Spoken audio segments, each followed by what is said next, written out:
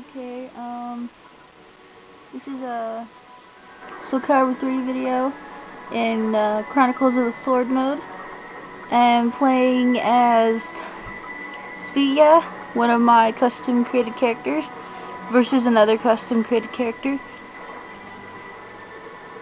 This mode is very fun and simple, and very interesting. It has its own little story throughout the whole game, and it's pretty cool.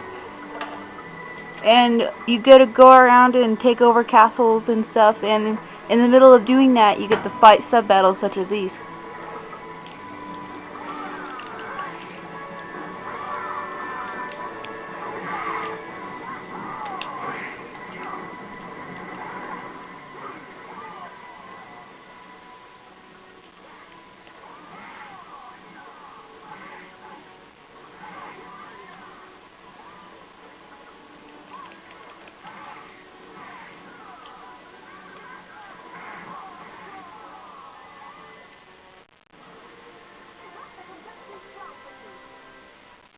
And as you go through the battles, they do get a little harder and very complicated, but all the same, it's still fun.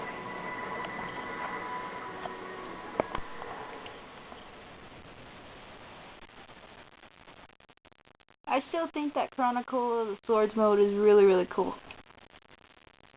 It takes you through a whole new chapter, and your character gets to be the main character in the story, which is even more interesting.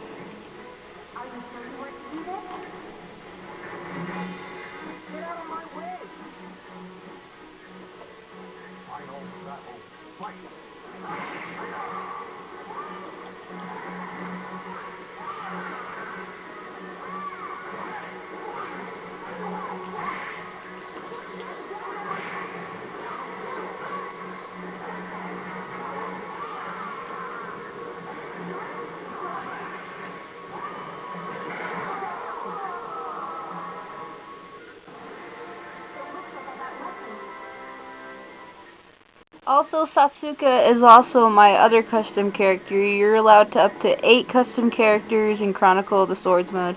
It does take a long time to go through and make designs to create them yourself, but once you got your character finished, it's pretty cool.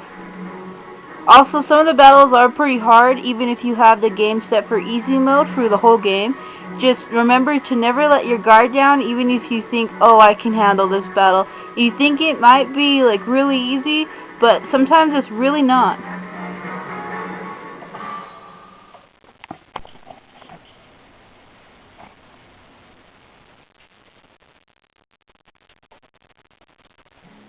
Two heroes finally meet under the star of destiny. This is also my other custom created character, Celestia. Final battle, fight!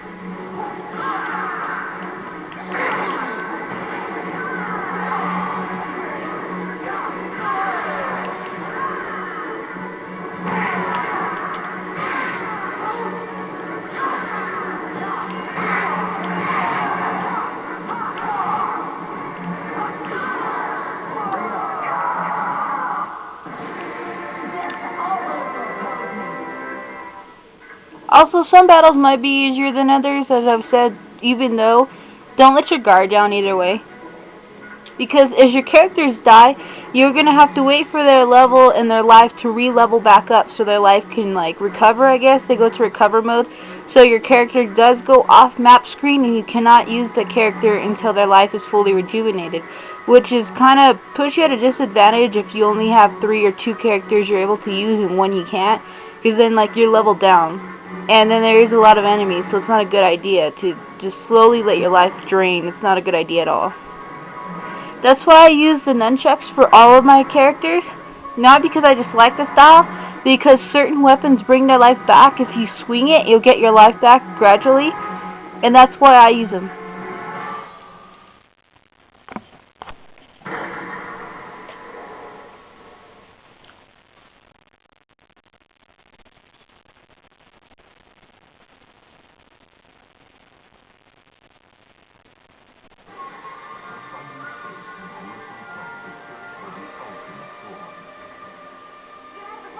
This is another costume character I have from Cosmos. It's from the game Xenosaga. if you ever heard of it. That's where I got the costume design from, as well as the name. Also, on this particular level, when the countout goes down, you do not want to be standing on the ground because it's like an earthquake, which will gradually damage your character. You usually want to squash down or grab them in mid-turn.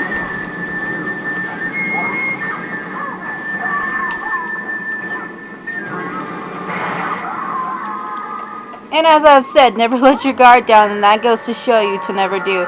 Even though you might think you're a really high-leveled player, sometimes you can always get proven wrong, unless you're really expert at the game. I'm almost expert, but even I still die sometimes. And I'll show you what happens once your character dies. Once you return back to the map, your character dies, of course, and it tells you that Cosmos is retreating. And there is a little level bar over here. Right there, that level bar, you have to wait until that slowly fills up, and that's how they get their life back. As you can see, it's slowly filling, but it takes a long time. And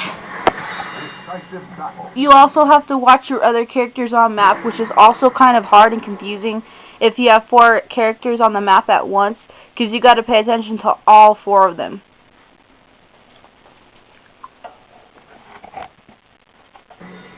Watched over by the Almighty One, they unleash their fury.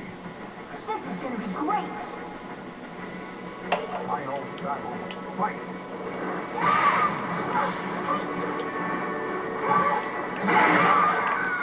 Yeah, my life was low to begin with. I can't believe this! And as with Cosmos, Sevilla's life will also have to be rejuvenated, which will take some time.